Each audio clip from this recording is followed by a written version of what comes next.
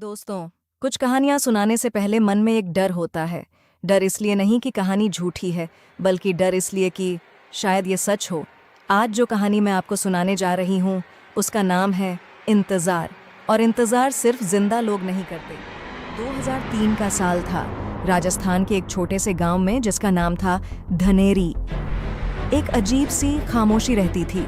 गांव के बुजुर्ग कहते थे कि रात के 3 बजे के बाद कभी भी अपना दरवाजा मत खोलो, क्योंकि उस वक्त जो बाहर खड़ा होता है। रिया 25 साल की एक लड़की थी, जिसकी माँ बचपन में चली गई, जिसके बाप ने दूसरा घर बसा लिया, जो इस पुराने टूटे हुए मकान में अकेली रहती थी।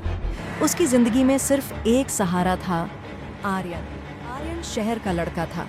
महीने में एक बार गांव आता, रिया के लिए कुछ न कुछ लाता और हर बार एक ही वादा करता, रिया, एक दिन मैं तुझे यहाँ से ले जाऊंगा, एक नई जिंदगी देंगे हम एक दूसरे को।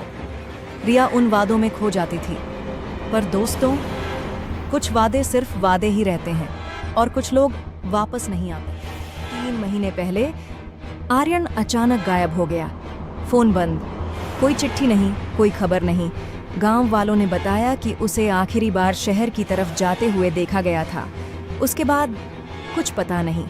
और फिर उसके जाने के बाद से रिया के घर में अजीब चीजें होने लगीं। रात को कोई उसका नाम लेता था, बहुत धीरे, जैसे हवा में घुला हो। रसोई में रखी चीजें सुबह अपनी जगह से हटी मिलती। और सबसे डरावनी बात, आईने में एक परछाई दिखती थी, जो रिया की नहीं। उस रात ठीक रात के 3 बज रहे थे। रिया की नींद अचानक टूटी।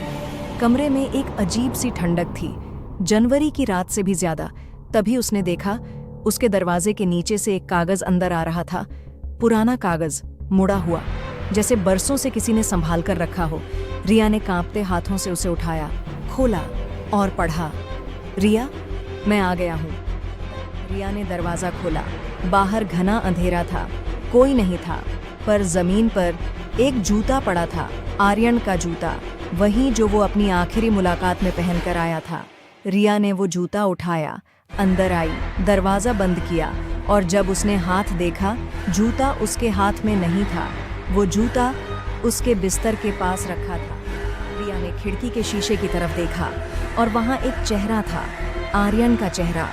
वो मुस्कुरा रहा था, पर उसकी आंखें खाली थीं, जैसे उनमें कुछ था ही नहीं। रिया ने चीख मारी और शीशा तोड़ दिया।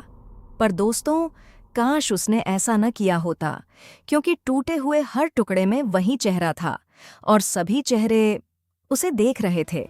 तभी पीछे से आवाज आई, तूने मेरा इंतजार नहीं किया रिया, अब मैं तेरा इंतजार करूंगा, हमेशा के लिए। रिया जमीन पर बैठ गई। उसके दिमाग में एक धुंधली याद घूमी। आर्यन के जाने की रात से एक रात पहले रिया उसे जंगल की तरफ बुला रही थी और उसके हाथ में कुछ था, पर वो याद पूरी नहीं थी। तभी सारी लाइटें बुझ गईं। अंधेरे में रिया के हाथ में वो कागज था और उस पर अब एक नई लाइन थी। रिया ने पढ़ा, अगला धोखा तुझे तब मिलेगा जब तू सोचेगी कि तू जाग रही है। रिया ने मुड़कर देखा। कमरे के कोने में एक पुरानी गुड़िया रखी थी, काली, टूटी हुई, और उसके मुंह पर धागे से सिलाई की हुई थी, जैसे किसी ने उसका मुंह सी दिया हो। वो गुड़िया वहां पहले कभी नहीं थी। दोस्तों, कहानी कैसी लगी? अगर आपको यह कहानी पसंद आई तो अभी इस वीडियो को लाइक करें और हमारा चैनल सब्सक्राइब करना मत भूलिए। कमेंट में बताइए, क्या आपको लगता है रिया ने कुछ किया था आर्यन के साथ? अगला पार्ट बहुत जल्द आएगा। तब तक के लिए